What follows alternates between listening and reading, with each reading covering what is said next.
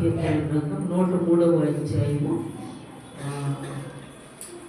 కంచర్ల సంజయ్ వచ్చి నడిపిస్తుంది. కీర్తనలు పాఠములు. నా ప్రాణమా యెహోవాను సన్నతించుము, నా అంతరంగమునున్న సమస్తమా ఆయన పరిశుద్ధ నామమును సన్నతించుము.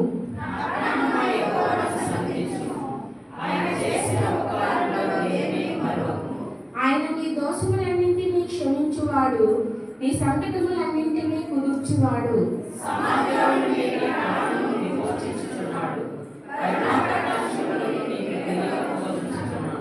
పక్షిరాజు యవ్వనం వలె నీ యవ్వనం క్రొత్తదగుచున్నట్లు మేలుతో నీ హృదయమును తృప్తిపరచుచున్నాడు.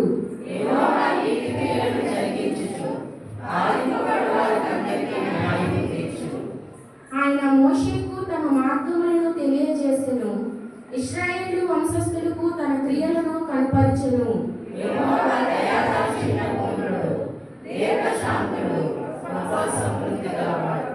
ఆయన ఎల్లప్పుడూ వ్యాజ్యమాడువాడు కాడు, ఆయన నిత్యము కోపించువాడు కాడు.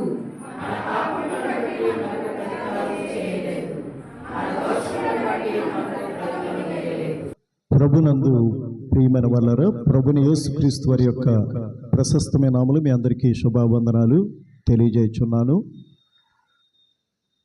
ఈ పరిశుద్ధ విశ్రాంతి ఆరాధన కొరకు ఏర్పాటు చేయబడినటువంటి ధ్యాన భాగముగా యోహాను సువార్త 6వ అధ్యాయము 27వ వచనం, క్షయమైన ఆహారము కొరకు కష్టపడకుడి, అక్షయమైన ఆహారము కొరకు కష్టపడుడి, మనుష్య కుమారుడు దానిని మీకు ఇచ్చును.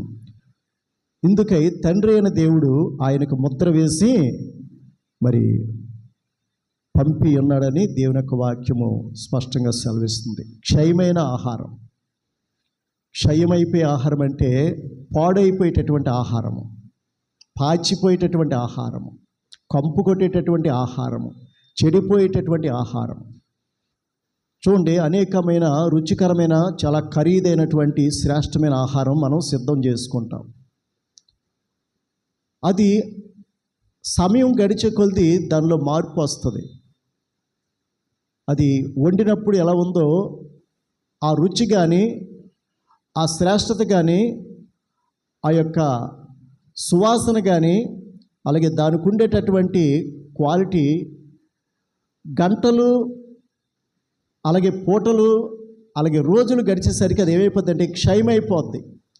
నీకు ఇష్టమే, ఎంతో ఖరీదు పెట్టి నువ్వు అంత రుచికరమైన పదార్థాలను తయారు చేసుకున్నావు, కానీ అది క్షయమైపోద్ది. అలాగే ఆ క్షయమైన తినేటటువంటి ఆ ఆహారము మన శరీరానికే. నువ్వు రోజు మంచి విటమిన్స్, మినరల్స్, ఖనిజ లవణాలు ఉన్న ఆహారం నువ్వు తీసుకున్నప్పటికి కూడా నీ బాల్యం అలా ఉండిపోదు, నీ యవ్వనం కూడా అలా ఉండిపోదు, నీ నడి వయసు కూడా అలా ఉండిపోదు. వృద్ధాప్యములకు తప్పనిసరిగా వెళ్ళాలి. మనం తినే ఆహారం ద్వారా మన వయసును ఆపుకోలేం. ఎప్పుడు యవనస్తులాగా, శక్తివంతులాగా, బలవంతులుగా అది మనం చేయలేదు. ఏదంటే ఈ శరీర సంబంధమైన క్షయమైపోయేటటువంటి మరి ఆ యొక్క ఆహారము మన ఆత్మకు కానీ మన నిత్య జీవితానికి కానీ ఎందుకు పనికిరాదు. ఆహారం పాడైపోద్ది, అలాగే మన శరీరం కూడా బాల్యము, యవ్వనము, నడివయసుకు, వృద్ధాప్యము. నేను రోజు మంచి ఆహారం తింటున్నానండి, నా వయసు అలాగే ఉంటుందండి అని చెప్పడానికి ఎటువంటి అవకాశము లేదు. కాలం గడిచే కొద్దీ మన యొక్క శరీరంలో మార్పులు, మన సౌందర్యంలో, మన శక్తి బలములో, మన జ్ఞానములో, మన శరీర ఆకృతిలో చాలా తేడాలు వచ్చేస్తాయి. కాబట్టి క్షయమైన ఆహారం కోసం కష్టపడకండి. అలాగే మన శరీరం కూడా క్షయమైపోతుంది. దేవుడు ఏం కోరుతున్నాడంటే అక్షయమైన ఆహారం కోసం మీరు కష్టపడండి. దేవుని కుమారుడైన మనుష్య కుమారుడు అది మీకు సమృద్ధిగా అనుగ్రహిస్తాడు. అందుకోసమే తండ్రి ఆయనకు ముద్ర వేసి ఈ లోకానికి పంపించి ఉన్నాడు. ముద్ర చూడండి, స్టాండర్డ్ అలాగే బ్రాండెడ్ వస్తువులు మనం కొనుక్కుంటుంటాం. అలాగే మనలో తన పరిశుద్ధాత్మతో తన శక్తితో, మహిమతో, ప్రభావంతో నింపి తన స్వరూపంలో, తన పోలికలో, తన స్వభావం కలిగి జీవించడానికి తండ్రి అనే దేవుడు తన కుమారునికి ISI స్టాంప్ వేసి మరి పంపించాడట.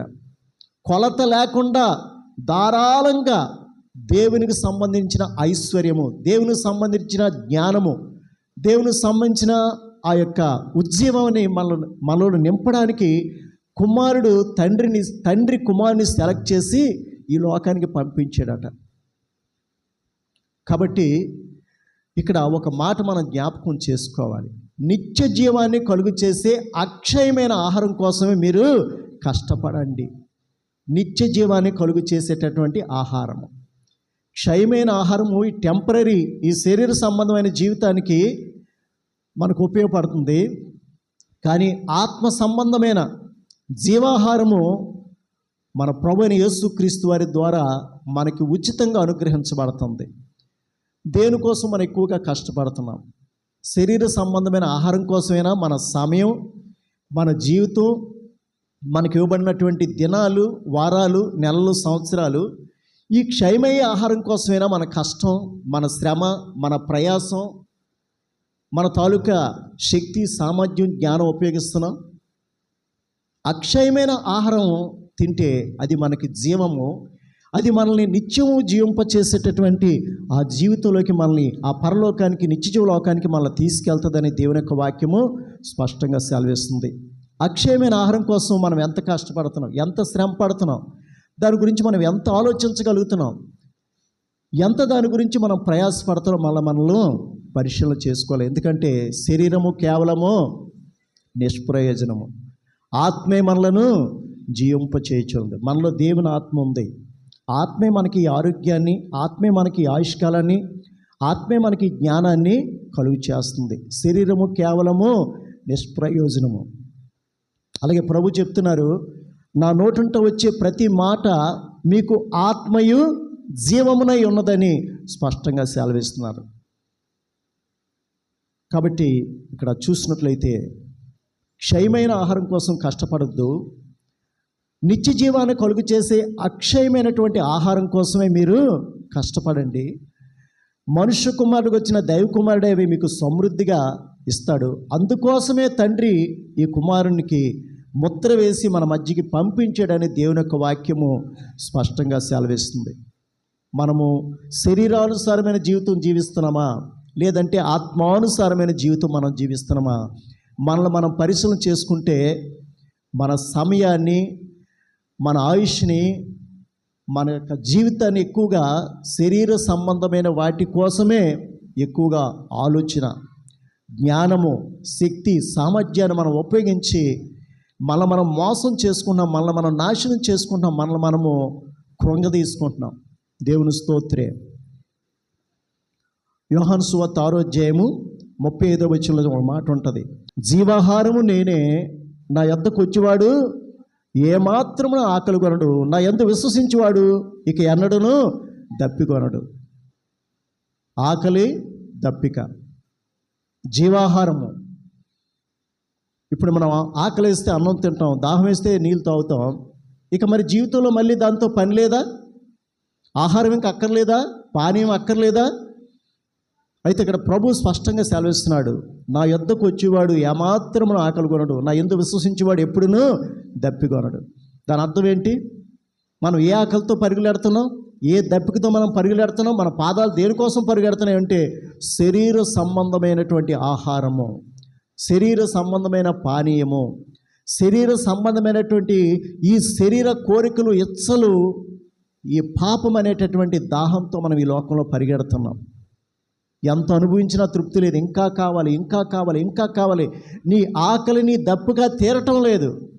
పాపమనే, వ్యసనమనే, బలహీనతలనే, శరీరేచ్ఛలనే, శరీర కోరికలనే, శరీరాశలనే, దురాశలు అనేటటువంటి వాటి కోసం ఆకలి దప్పులు కలిగిన వారంగా మనం పరిగెడుతున్నాం. కానీ ప్రభు అన్నాడు, నా యొద్దకు వచ్చేవాడు, నా యందు విశ్వసించేవాడు ఎప్పుడు ఆకలి కొనడు, ఎప్పుడు దప్పుకొనడు. అంటే మరలా తిరిగి పాప సంబంధమైన, లోక సంబంధమైనటువంటి, శరీర సంబంధమైనటువంటి ఈ పాప వ్యసన, ఈ దప్పిక, ఈ ఆహారం కోసం వాడు పరుగులెత్తడు అని చెప్పేసి దేవుని యొక్క వాక్యము స్పష్టంగా సెలవిస్తుంది.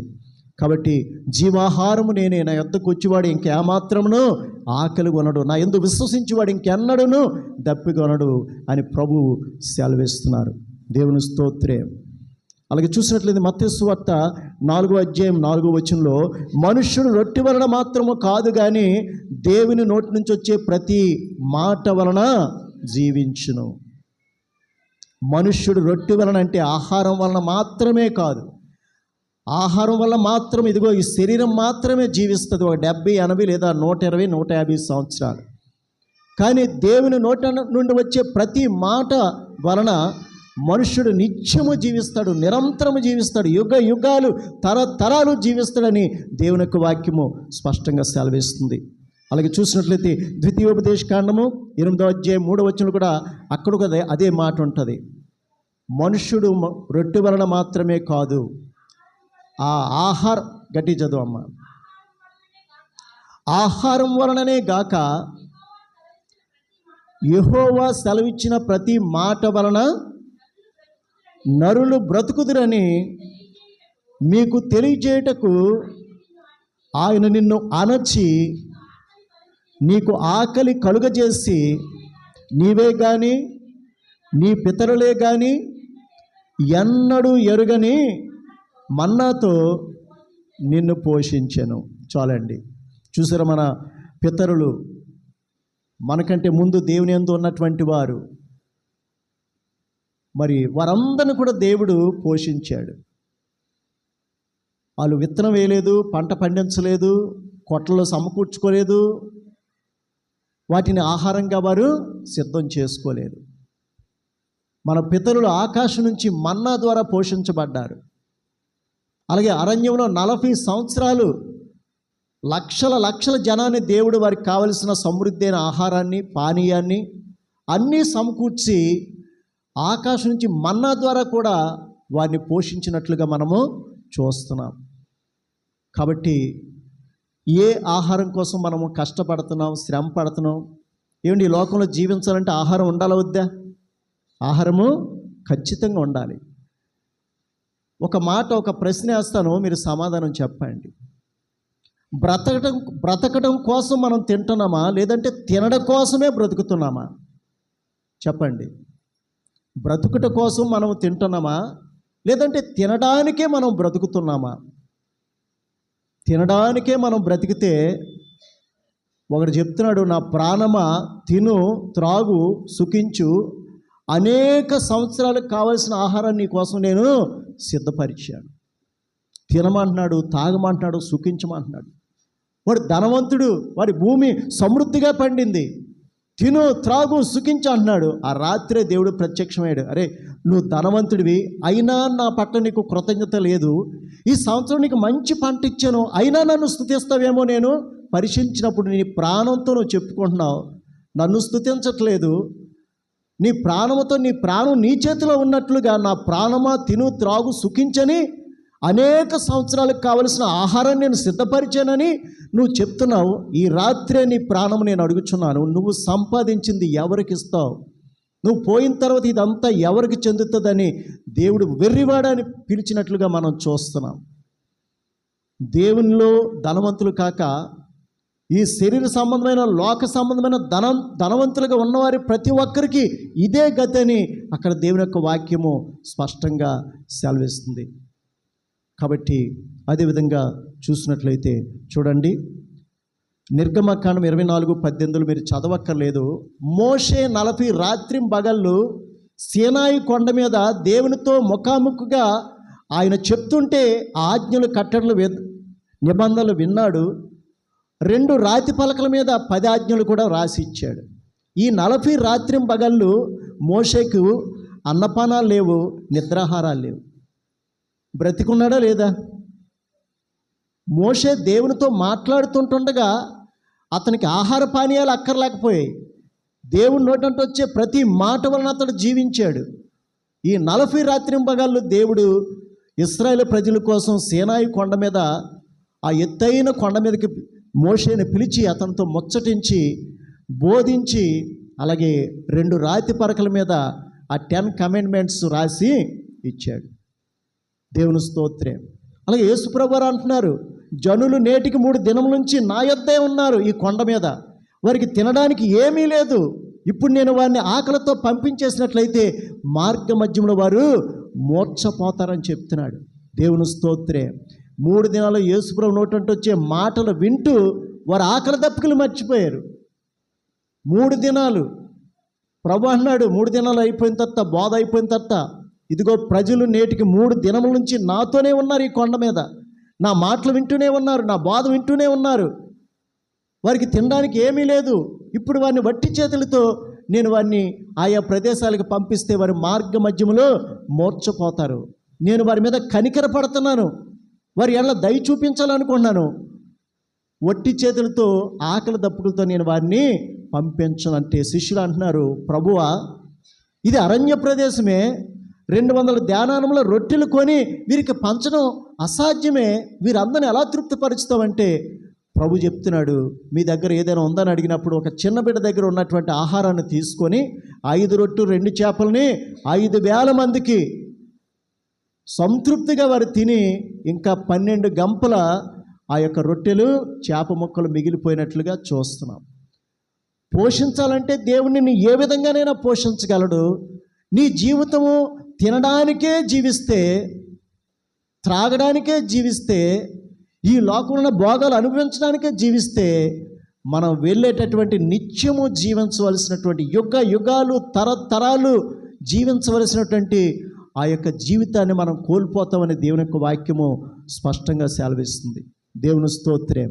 దేవునికి నువ్వు ఎంత సమయం ఇవ్వగలుగుతున్నావు, నువ్వు ఎంత వాక్యం చదువుతున్నావు, ఎంత వాక్యం చదివి నీ మనస్సు మార్చుకున్నా, నీ హృదయాన్ని మార్చుకున్నా, నీ స్వభావాన్ని మార్చుకున్నా, నీ జీవిత విధానాన్ని, నీ ఆలోచన సరళిని, నీ ప్రవర్తన, నీ జీవితాన్ని మార్చుకున్నా మనము పరిశీలన చేసుకోవాలి. అలాగే ఎంత ప్రార్థన చేస్తున్నాం, యుగాలు తరతరాలు అంతమైన జీవితం, తనతో జీవించే జీవితం మనకి ఇవ్వబోతున్నటువంటి ఆ ప్రభుతో నువ్వు ఎంత ముచ్చటించగలుగుతున్నావు. అక్కడ రాత్రింబగలు అనకుండా పరిశుద్ధుడు పరిశుద్ధుడు పరిశుద్ధుడు అనే స్థితి నీలో ఈ లోకంలో ఉంటుండగానే అటువంటి ఆ స్థుతి నీలో ఉన్నాయా? కాబట్టి మనము పరిశీలన చేసుకోవాలి. వ్యర్థంగానే మన జీవితం అంతా జీవిస్తున్నామా? వేస్టా మన జీవితం? ఈ లోకాన్ని ఎందుకు సృష్టించాడు? నీకు స్వరూపం పోలిక ఎందుకు ఇచ్చాడు? నీలో తన ఆత్మను ఎందుకు పెట్టాడు? తనతో జీవించే జీవితం కోసమే కదా. కానీ మనం ఏంటంటే ఈ లోకాన్ని, శరీరాన్ని, ఈ యొక్క లోక సంబంధమైనటువంటి నేత్రాసుకు, శరీరాసుకు, జీవపడంబానికి లోబడిపోయి దేవుడు మన పట్ల కలిగి ఉన్న గొప్ప ప్రణాళికల్ని, ఉద్దేశాల్ని తలక్రిందులు చేస్తున్నాం. ఆయనకి నష్టం లేదు. నువ్వు పరలోకానికి రాకపోతే ఆయనకేం నష్టం లేదు. నువ్వు మారు మనసు పొంది రక్షణ పొందకపోతే ఆయనకేం తగ్గిపోయేదేమి లేదు. నీ మేలు కోసం, నీ కుటుంబ మేలు కోసం, నీ క్షేమం కోసం, నీ భద్రత కోసం, నీ రక్షణ కోసం, తనతో జీవించే గొప్ప జీవితాన్ని, గొప్ప లోకాన్ని నీకు ఇవ్వడం కోసమే దేవుడు తనకున్న సమస్త వైభవాన్ని విడిచిపెట్టాడు. తనకున్నటువంటి ఆ యొక్క మహిమ, ఘనత, ప్రభావాన్ని విడిచిపెట్టాడు. ఈ లోకానికి వచ్చి తన శరీరాన్ని, రక్తాన్ని, ప్రాణం కూడా దారపోసి సమాధైపోయాడు నీ కోసం. అటువంటి ప్రభు నిన్ను ప్రశ్నించకుండా ఉండనటువంటి స్థితి ఉండదు. కాబట్టి మనం చాలా జాగ్రత్తగా ఉండాలని దేవుని యొక్క వాక్యము స్పష్టంగా సెలవిస్తుంది. అందుకని మత్తయి 6:31 నుంచి 33, కాబట్టి ఏమి తిందుమో, ఏమి త్రాగుదమో, ఏమి ధరించుకుందామని చింతించకండి. అన్యజనులు అయితే వీటి గురించి ఎక్కువగా ఆలోచిస్తారు, చింతిస్తారు. మీరు అడగకముందే మీ పరలోకపు తండ్రికి మీరు ఏం అక్కర కలిగి ఉన్నారో ఆయనకు తెలుసు. కాబట్టి మీరు మొదట ఆయన నీతిని, ఆయన రాజ్యాన్ని మీ హృదయంలో వెతకండి, అవన్నీ అప్పుడు సమృద్ధిగా మీకు అనుగ్రహించబడతాయని దేవుని యొక్క వాక్యము స్పష్టంగా సెలవిస్తుంది. మొదట ఏం వెతకాలట? ఏం తిందుమో, ఏం త్రాగుదమో, ఏం ధరించుకుందామో, ఏం సంపాదించుకుందామని చింతించకండి. ఇవన్నీ మీకు కావాలని మీ పరలోకపు తండ్రికి బాగా తెలుసు. మొదట ఆయన నీతి, మొదట ఆయన రాజ్యాన్ని నీ హృదయంలో వెతుకు, కట్టుకో. అప్పుడు నీకు కావలసినవన్నీ కూడా, శరీర సంబంధించినటువంటి ప్రతిదీ కూడా దేవుడు నీకు సమృద్ధిగా దేవుడు ఇస్తాడని దేవుని యొక్క వాక్యము సెలవిస్తుంది. ఆకాశ పక్షులను చూడండి, అవి విత్తవు, కోయవు, కొట్లలో దాచుకోవు, అయినా మీ పరలోకపు తండ్రి వారికి సమృద్ధిగా వాటిని పోషిస్తున్నాడు. అడవి పువ్వులను చూడండి, అవి ఎంత వైభవంగా అలంకరించబడ్డాయి. మీరు వాటికంటే బహుశ్రేష్ఠులు కాదా? దేవుని స్తోత్రం. కాబట్టి మన జీవితంలో మనం ఎటు వెళ్ళిపోతున్నాం? దేవుని నమ్ముకున్నాం, వాక్యం వింటున్నాం, మందిరానికి వస్తున్నాం, కానీ మన యొక్క ఆధ్యాత్మిక జీవితం ఏ త్రోవలో వెళ్తుంది, ఎంత సమయం వృధా అవుతుంది అనేటటువంటి పరిస్థితి మనలో ప్రతి ఒక్కరిలో రావాలి. ఎందుకంటే ఒక దినాన హఠాత్తుగా మన మీదకి ఏదైనా వచ్చిందనుకోండి, మరణం వచ్చిందనుకోండి, నువ్వు నిత్యము జీవించేటటువంటి ఆ నిత్యజీవ లోకాన్ని నువ్వు పోగొట్టుకునే స్థితిలో ఉంటావనేటటువంటి భయముతో, భక్తితో మనము జీవించాలని దేవుని యొక్క వాక్యము సెలవిస్తుంది. కాబట్టి ఇక్కడ కోటి విద్యలు దేనికోసం అండి? కూటి కోసమే. ఇది అన్యులు చెప్పుకునే మాటలు. పక్షులకి, జంతువులకి, పశువులకి శరీరం ఉంది, ప్రాణం ఉంది, కానీ ఆత్మ లేదు. మనం దేవుని స్వరూపము, దేవుని పోలిక, దేవుని స్వభావం కలిగి మనం ఈ లోకంలో జీవిస్తే, దేవుణ్ణి మనం కలిగి జీవిస్తే మనము దేవునితో ఉండేటటువంటి గొప్ప భాగ్యాన్ని దేవుడు ఇస్తాడు. నువ్వు దేవునికి నీ హృదయంలో, నీ జీవితంలో, కుటుంబంలో ఎక్కడ నువ్వు స్థలం ఇవ్వకపోయినా, స్థానం ఇవ్వకపోయినా, ఆధిక్యత ఇవ్వకపోయినా, సమయం ఇవ్వకపోయినా దేవుడు నిన్ను పట్టించుకోడు. అన్యుల కంటే ఘోరంగా దేవుడు నిన్ను చూస్తాడు. కాబట్టి మనము దేవునికి పరిశుద్ధంగాను, అనుకూలంగాను, సజీవ యాగంగాను మన శరీరాలు ఆయనకు సమర్పించుకోవాలని మరి పౌలు భక్తుడు బ్రతిమలాడుకొనిచున్నాడని సెలవిస్తున్నాడు. దేవుని స్తోత్రం. చూడండి, సామెతల గ్రంథం 30వ అధ్యాయం 7-9 చదివితే అక్కడ ఒక చక్కని వ్యక్తి మంచి మాటలు చెప్తున్నాడు.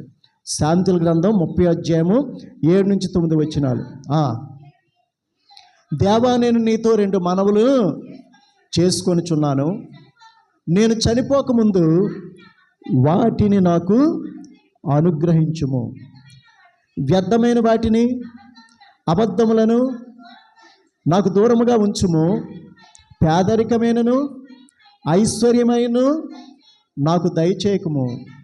చూడండి ఏం కోరుతున్నాడు? తగినంత ఆహారం, ఆ పూటకు కావలసిన, ఆ రోజుకు కావలసిన ఆహారం నాకు ఇస్తే చాలు. తగినంత ఆహారమును నాకు అనుగ్రహించుము.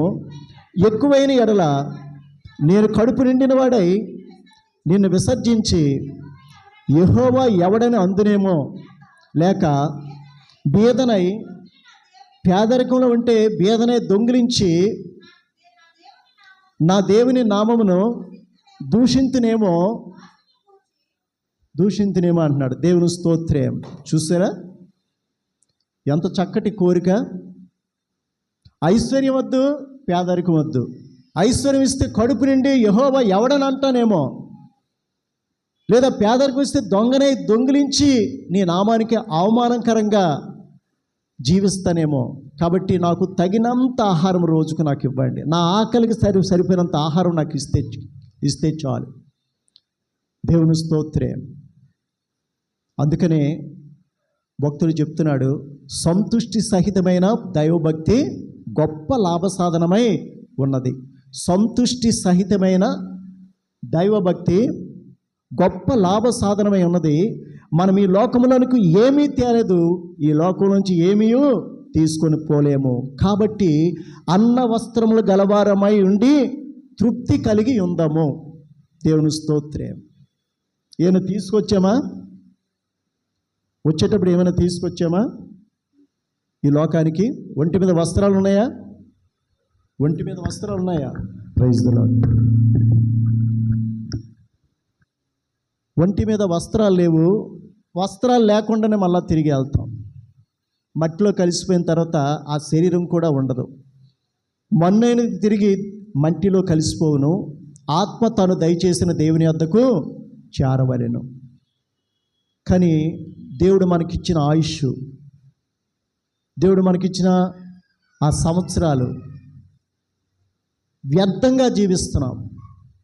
వ్యర్థమైన జీవితం, నిర్జీవమైన, నిర్వీర్యమైన, దేవునికి కానీ లోకానికి కానీ ఏ మనుషులు కానీ ఎందుకు పనికిరాని జీవితం మనం జీవించి మన సమయాన్ని, మన దినాల్ని, మన ఆయుష్ని వ్యర్థంగా గడుపుతున్నాం.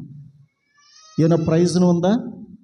ఈ వ్యర్థ జీవితాన్ని అంతటికీ కూడా ఈ శరీరంతో చేసిన ప్రతి క్రియ యొక్క ప్రతిఫలం మనం పొందడానికి మనము క్రీస్తు న్యాయపీఠం ఎదుట ప్రత్యక్షము కావలసి ఉన్నది. నీ మీద నీకు గ్యారెంటీ ఉందా? నేను 100 సంవత్సరాలు 150 సంవత్సరాలు జీవిస్తాను, ఈ 150 సంవత్సరాలలోపు ఎప్పుడో మారు మనసు పొందుతానులే అన్న గ్యారెంటీ నీకు ఉందా? నువ్వు కొనే ప్రతి వస్తువు కూడా గ్యారెంటీ ఇస్తాడు.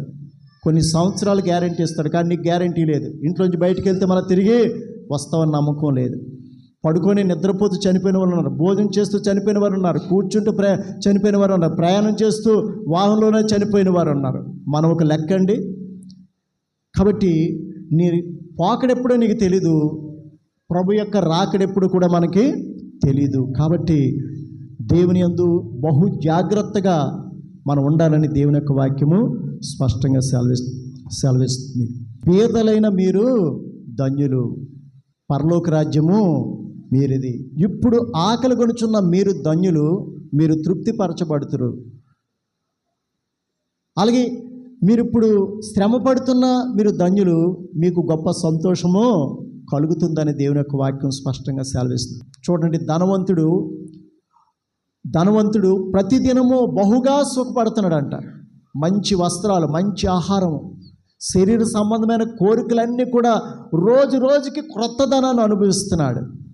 వాడి శరీరంలో ఎన్ని కోరికలు, అన్ని కోరికలు తీర్చుకోవడానికి ఏ లోటు లేదు, సమృద్ధిగా ఉన్నాడు.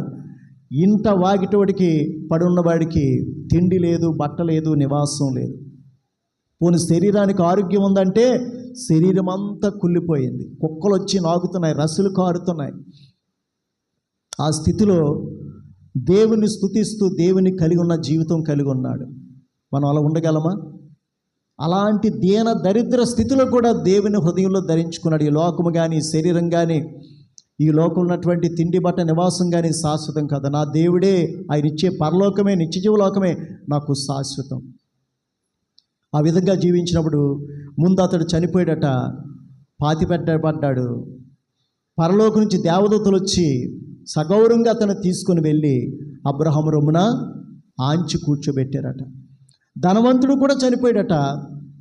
అప్పుడు వాడు వేదనకరమైన స్థలంలోకి వెళ్ళి కేకలేసి బొబ్బలేస్తున్నాడు. తండ్రివైన అబ్రహామా, నీ రొమ్మున అనుకున్న లాజరును పంపించి నా నాలికను చల్లార్చుటకు అతని చిటికిన వేలుతో ఒక నీటి చుక్క నా నాలిక మీద వేస్తే నాకు అంతే చాలు. అలాగే ఈ నరకం ఇంత భయంకరంగా ఉంటుందని నేను అనుకోలేదు. నేను ఈ మంటల్లో వేదన పడుతున్నాను, కాలిపోతున్నాను. తండ్రివైన అబ్రహామా, నాకు ఇంకా 5 సహోదరులు ఉన్నారు. వారు కూడా వేదనకరమైన ఈ అగ్నిగుండంలోకి రాకుండా వారికి సువార్త ప్రకటించడానికి ఇక్కడి నుంచి ఎవరినైనా పంపించు, లాజర్నైనా పంపించు.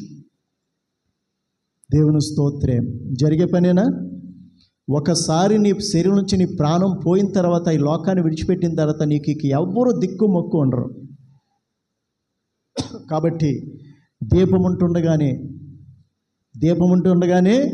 ఇల్లు చక్కబెట్టుకోవాలి. ప్రాణం ఉంటుండగానే ప్రభువుని నమ్మి నమ్మకంగా, యథార్థంగా, నీతిగా, సత్యములు మనము సత్యాన్ని వెంబడిస్తూ జీవించాలని దేవుని యొక్క వాక్యము స్పష్టంగా సెలవిస్తుంది. చూడండి, ఒక మాట చదువుకుందాం. హబక్కూకు గ్రంథము 2వ అధ్యాయము 13-14 వచనాలు. హబక్కూకు 2:13-14 వచనాలు. జనములు ప్రయాస పడుదురు గాని అగ్ని పాలొగుదురు, వ్యర్థమైన దాని కొరకు కష్టపడి జనులు క్షీణించిపోదురు. జనులట కష్టపడతారట. లోకస్తులకైతే ఈ వాక్యం లేదు, ప్రార్థన లేదు, సంఘం లేదు, సహవాసం లేదు, సేవకులు లేరు, చెప్పేవారు లేరు. నీకైతే సంఘం ఉంది, సేవకులు ఉన్నారు, వాక్యం ఉంది, ప్రార్థన ఉంది, దేవుని యొక్క సన్నిధి నీకు సమీపంగా ఉంది. దేనికోసం నువ్వు ప్రయాసపడుతున్నావు, దేనికోసం నువ్వు కష్టపడుతున్నావు, దేనికోసం నీకు ఇచ్చిన సమయం, నీకు ఇచ్చిన జీవితం, నీకు ఇచ్చిన ఆయుష్ని నువ్వు ఉపయోగిస్తున్నావు. జనులు బాగా కష్టపడతారట, జనులు ప్రయాసపడతారు, కానీ చివరికి అగ్ని పాలొగుదురు. ఆరని అగ్నిగుండంలో యుగ యుగాలు, తరతరాలు అగ్ని ఆరదు, పురుగు సావదు. మరి కష్టపడ్డావు కదా, శ్రమ పడ్డావు కదా, దేనికోసం? నీ కష్టము, నీ శ్రమ, నువ్వు సంపాదించింది ఏది కూడా నిన్ను రక్షించలేదు. నువ్వు పోతున్నప్పుడు నీకు అడ్డుగా నిలబడి ఆపలేదు. అక్కడ హబక్కూకు స్పష్టంగా చెప్తున్నాడు, సముద్రం ఎలాగైతే జలాలతో నిండి ఉన్నదో, భూమి యెహోవా యొక్క మహాత్మ్యముతో జ్ఞానముతో నిండి ఉన్నది. నీకు లెక్క ఉండదు, నీకు ఖాతరు ఉండదు, డోంట్ కేర్ అంటావు. అక్కడికి వెళ్ళిన తర్వాత నిన్ను ఎవ్వరూ రక్షించలేరు. ఎందుకు ఈ ప్రయాస? ఎందుకు మీకు గొంతుకు చించుకునేలా కేకలు బొబ్బలు వేయడం అంటే మీలో మార్పు రావాలి, మనస్సు మారాలి. ఒకే ఒక మాట చెప్తున్నాడు ప్రభు 4:17 చదవక్కర్లేదు. పరలోక రాజ్యము నీ ముందే ఉంది, నీకు సమీపంగా ఉంది, నువ్వు మనస్సు మార్చుకో. నువ్వు మారు మనసు పొందితే పరలోక రాజ్యం నీలోకి వస్తుంది, నీలో ఉంటుంది, నీతో ఉంటుంది. పరలోక రాజ్యం నీలోకి రాకుండా నువ్వు పరలోక రాజ్యానికి వెళ్ళలేవు. పరలోకానికి రాజు ఎవరు? పరలోకానికి రాజు ఎవరండి? ప్రభుని యేసుక్రీస్తు వారే రాజులకు రాజు, ప్రభువులకు ప్రభువు, సార్వభౌమాధికారి. పైన పరలోకమందే కానీ, భూమి మీద కానీ, భూమి కింద ఉన్న పాతాళ లోకములో కానీ ప్రతి వాని మోకాలు యేసునామమున వంగునట్లును, ప్రతి వాని పెదవులు తండ్రి అయిన దేవుని మహిమార్థమై కుమారుని మహిమపరిచినట్లు అన్ని నామముల కంటే పై నామము ఆయనకు తండ్రి అనుగ్రహించి ఉన్నాడు. దేవుని స్తోత్రం. మనుషుల చేత విసర్జింపబడినను దేవుని చేత ఏర్పరచబడినదియునైనా అమూల్యమునైన సజీవమైన ప్రభువు యేసుక్రీస్తు వారి యొద్దకు వచ్చిన వారే. ఆయనతో నువ్వు ఆయన బండ మీద, ఆయన పునాది మీద నువ్వు నీ ఆధ్యాత్మిక జీవితం అనే మందిరాన్ని నువ్వు కట్టుకోవాలని దేవుని యొక్క వాక్యము స్పష్టంగా సెలవిస్తుంది. ఎవరు నీకు ఆధారం? ఎవరు నీకు ఆశ్రయం? ఎవరిని నమ్ముకుంటున్నావు? డబ్బునా, ఐశ్వర్యానా? వాక్యం సెలవిస్తుంది రాజులను నమ్ముకున్నటి కంటే, మనుషులను నమ్ముకున్నటి కంటే, అధికారులను నమ్ముకున్నటి కంటే యెహోవాను ఆశ్రయించుట మేలని దేవుని యొక్క వాక్యము స్పష్టంగా సెలవిస్తుంది. దేవుని స్తోత్రం. కాబట్టి మన జీవితంలో ఎంతో సమయం వృధా అయిపోయింది. రాత్రి చాలా గడిచి పగలు సమీపంగా ఉంది. కాబట్టి మనము ఆ నిద్రలోంచి మనం మేలుకోవాలి. ఈ లోక సంబంధమైన శరీర ఆశలనే నిద్ర, పాపమనే వ్యసనాలనే నిద్ర, వ్యభిచారం అనే మత్తు, త్రాగుడనే మత్తు, శరీర కోరికలు ఇచ్చలనే మత్తు, ఈ లోక సంబంధమైనటువంటి ఆశలతో పరిగెట్టే మత్తులోంచి నువ్వు మేల్కొని నువ్వున్న స్థితిలోంచి నువ్వు పైకి లెగు. క్రీస్తు యొక్క మహిమ నీ మీద ప్రకాశించబోతుందని దేవుని యొక్క వాక్యము స్పష్టంగా సెలవిస్తుంది. దేవుడి పరిశుద్ధ మాటలు మనందరి వినికిల్లో, హృదయాల్లో నిరంతులుగా ఫలింప చేయనుగాక. ఆమేన్.